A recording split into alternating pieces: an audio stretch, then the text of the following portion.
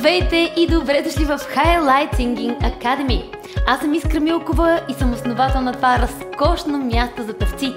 И днешната тема е дали всеки може да се научи да пее.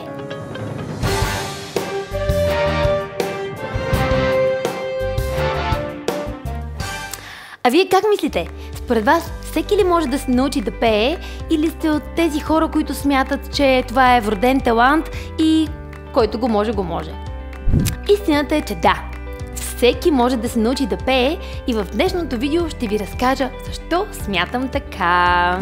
Какво е всъщност пеенето? Знаете ли? Пеенето е една въздушна струя, която след като се срещне с гласните връзки, започва да трепти и се превръща в звукови вълни с определена височина. А в началото ние не можем да контролираме добре въздуха си, дъха си, не можем да контролираме добре мускулите си и затова пеем неточно, фалшиво и дори грозно понякога.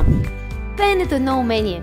Умение каквото е да пишем, да рисуваме, да правим глинени съдове, да тренираме някакъв спорт, например да играем футбол, и като всяко умение това се учи. Пеенето също. Както при рисуването в началото ни е било трудно да нарисуваме цветенце или при писането ни е било трудно да напишем малка гегичка, след това започваме с лекота да пишем и дори да бъде много красиво. Да, в началото се налага да се научим да контролираме нашия въздух, да научим нашите малки и големи мускули да бъдат издържливи, да бъдат силни, да натрупат мускулна памет, но с времето, постоянството и добрата практика в един момент това става с лекота. Така че ако искате да пеете, захващайте се! Всеки вокален педагог ще се съгласи с мен, че в началото е имало ученици, които пеят фалшиво, пеят неточно, дори неритмично, но с времето и с правилната техника те се научават и стигат до едно страхотно ниво на абсолютни майстори. Дори ако се замислите, нашите най-големи идоли са започнали по същия начин. Да, безспорно, има хора, които се раждат с талант, има хора, които са с вродено поставен глас, нарича се природно поставен глас, но те не са много.